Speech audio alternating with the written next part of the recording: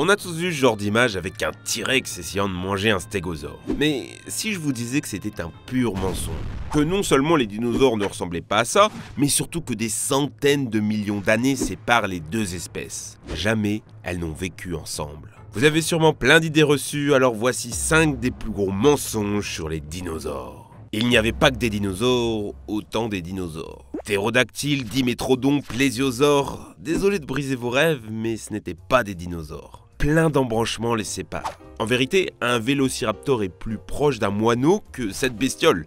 Scientifiquement, même le moineau est considéré comme un dinosaure vivant. Et quand on voit la gueule de son ancêtre, ça inspire le respect. Mais bon, vous allez me dire, c'est du jargon scientifique. Frère, à l'époque, tout le monde avait une gueule de lézard, pas la peine de m'embrouiller avec tes définitions, là. Ok, d'accord. Mais je vais peut-être t'apprendre quelque chose.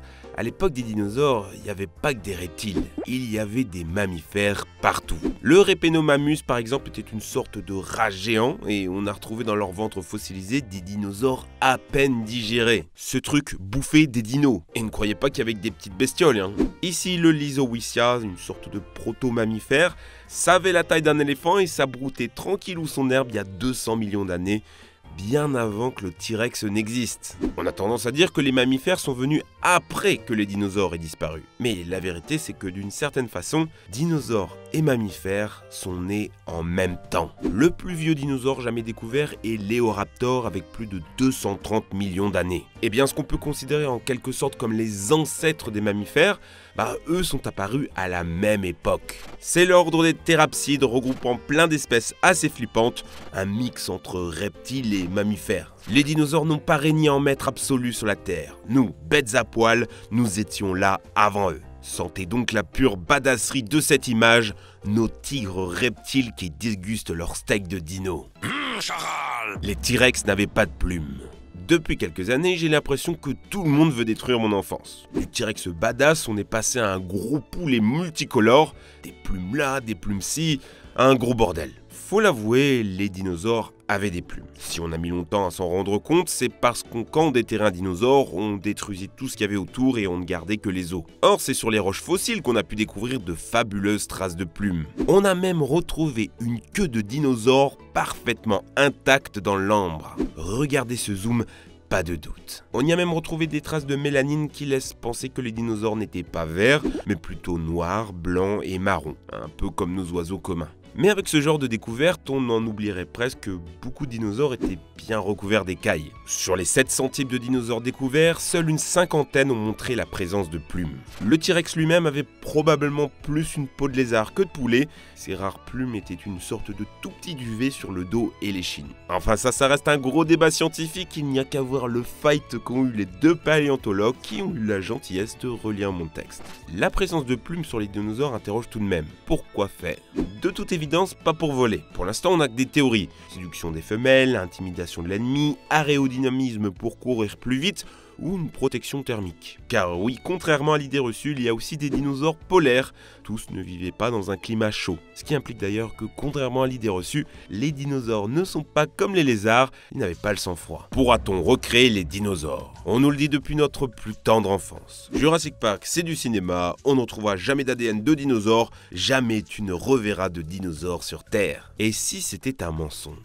Des restes de dinosaures, on en a retrouvé pas mal, notamment ce nodosaure en parfait état de conservation, ou encore cette fameuse queue plumée dans l'ambre, et tenez-vous bien, des globules rouges et des tissus fibreux. On pensait ça impossible. Normalement, de telles molécules complexes ne peuvent pas être préservées pendant 70 millions d'années. Eh bien, si. Et cette découverte nous a obligés à revoir les théories que nous avions sur la fossilisation. Enfin, même si c'est une bonne nouvelle, et même si on ne peut plus se fermer à l'idée d'un jour retrouver des petites traces d'ADN, on ne pourra jamais le réparer comme dans Jurassic Park. Eux, ils intégraient des gènes de grenouilles et autres reptiles, mais pour faire ça, nous, il nous faudrait un génome complet, ce que nous n'aurons probablement jamais. Et ce n'est pas faute d'avoir découvert des moustiques et des tiques pleines de sang préhistorique, hein.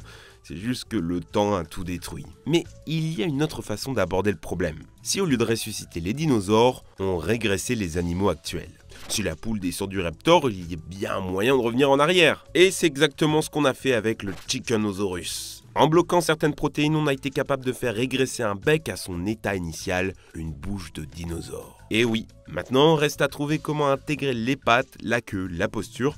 Selon les scientifiques, on est à 50% du but. Malheureusement, pour des raisons éthiques, ils ne font pas naître ces poussins. La modification génétique est un sujet sensible, mais il est plus que probable que de notre vivant, nous puissions voir naître un jour quelque chose qui ressemblera à Jurassic Park. Les dinosaures n'ont pas été tués par une météorite. L'idée qu'une météorite a tué les dinosaures est très récente dans l'histoire. Ça date des années 90 avec la découverte d'un ancien impact de plus de 180 km, le cratère de Chicxulub. Aujourd'hui, avec l'érosion, il ne reste plus de traces visibles, mais on sait par la science que quelque chose de gigantesque s'est passé là-bas. Avant cette découverte, on ne savait pas trop comment les dinosaures avaient disparu. On pensait dans les années 70 que c'était un virus, des plantes empoisonnées, l'inversion des champs magnétiques terrestres, les rongeurs qui mangent les œufs ou la simple sélection naturelle. Aujourd'hui, on est sûr à 100% qu'une météorite est tombée il y a 66 millions d'années. Mais il y a beaucoup de choses que vous croyez qui sont fausses par rapport à cet événement. D'abord, même si l'impact était plusieurs milliards de fois plus puissant que la bombe d'Hiroshima, ce n'est pas suffisant pour tuer les dinosaures d'un coup. Ça, c'est une carte des effets de l'impact. Tout ce qui est dans le cercle a été pulvérisé. Un jet de vapeur brûlant, des vagues de plus de 1000 mètres, un bruit a explosé n'importe quel tympan, des débris de la taille d'une maison à la vitesse d'une balle de pistolet. Terrible.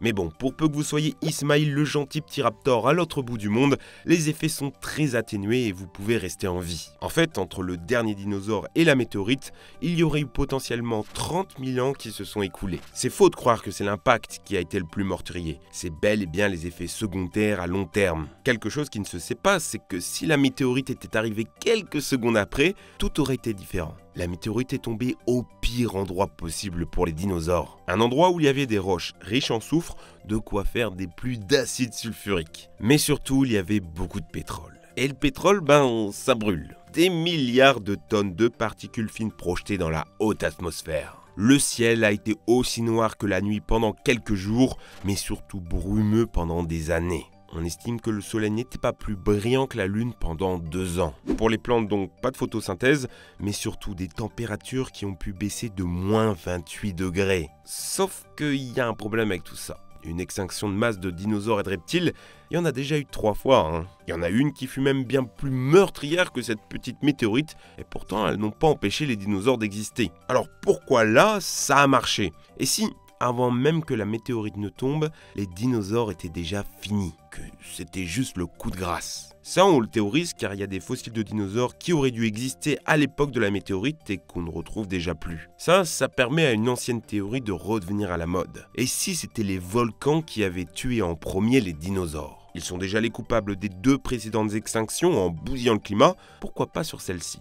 On sait qu'il y a eu des volcans géants à cette époque, au niveau des trappes du Décan, un endroit unique témoin d'une intense activité volcanique. Cette trappe se trouve en Inde, à l'endroit où était l'Inde à l'époque, à savoir qu'aujourd'hui ça se trouve en France, sous l'île de la Réunion. Vous l'aurez compris, il y a de très nombreux débats scientifiques sur cette période. Presque tous les ans, il y a un nouvel article scientifique qui titre « La vraie raison de la mort des dinosaures ». La théorie du volcan, du soufre, du pétrole, en fait on ne sait pas exactement ce qui s'est passé. Ce dont on est sûr par contre, c'est que non, la météorite ou les volcans n'ont pas tué les dinosaures. Elles les ont obligés à évoluer. Si les oiseaux sont des dinosaures, c'est qu'il a fallu que des dinosaures survivent pour qu'aujourd'hui on puisse entendre leur chant. Les dinosaures ne sont pas comme au cinéma. C'est le moment d'achever votre enfance. Le Vélociraptor, lourd, agile, meurtrier. En fait, il avait plein de plumes et la taille d'une dinde. La plupart des raptors sont très petits. Heureusement, il existe une espèce plus grosse qui pourrait coller à celle du film, l'Utahraptor. Chose amusante, c'est en 1991 qu'on a découvert la patte de ce dinosaure qui n'avait à l'époque pas encore de nom. Ça colle assez avec la date du film, donc est-ce que ça a été une inspiration pour les vélociraptors? Peut-être. Deuxième dinosaure à passer à l'épreuve de la vérité, le T-Rex. Et là les amis, ça va faire mal. Le cri légendaire du T-Rex. Il a été composé électroniquement à partir de cris de tigres, d'alligators et de bébés éléphants. Mais dans la vérité, un T-Rex, c'est ça. Un T-Rex, ça ne rugit pas comme un lion, ça glougloute plutôt comme un dindon. Le T-Rex gardait la bouche fermée. Il produisait des sons puissants, mais à peine audibles à l'oreille humaine. C'est des infrasons, on n'en sentait que la vibration, et ça a l'air assez effrayant à vivre. Ça, on le sait grâce à l'analyse des fossiles et au casoar, qui produit des vocalises proches de ce qu'a été celle des dinosaures. Autre mensonge sur notre ami le T-Rex, la course contre la voiture. Selon plusieurs scientifiques, le T-Rex était très lent et courait à peine plus rapidement qu'un humain. Par contre, sa vision n'était pas basée sur le mouvement. Au contraire, sa vue était aussi bonne qu'un aigle, 13 fois meilleure qu'un humain. Donc face à un T-Rex, il vaut mieux courir. Le film s'était aussi trompé sur le cauchemar de mon enfance, le Dilophosaure. Bonne nouvelle, il ne crachait pas de venin, ce n'était qu'une inspiration du cobra. Mauvaise nouvelle, il était beaucoup plus gros que dans le film. Voilà, plus jeune, j'étais un passionné de dinosaures. J'essayais de tous les apprendre par cœur. Mais en grandissant, les dinos c'est devenu pour moi un truc de gamin. Avec cette vidéo, j'ai pu me replonger dans cet univers dont je ne savais en fait rien. Tellement de débats scientifiques, c'est super stimulant. Vous allez le voir avec la section commentaires, ça va être la guerre des gens qui disent que c'est faux, qui disent que c'est vrai. Parce que, bon, la science dans le domaine est très riche. Chaque mois, une nouvelle découverte remet à plat toutes les théories. Il y a pas mal de chaînes qui traitent de cette activité dinosaurienne sur YouTube. Nous-mêmes, chez Trash, on va sûrement en faire un deuxième épisode. Donc abonnez-vous. Merci de m'avoir suivi. Ciao!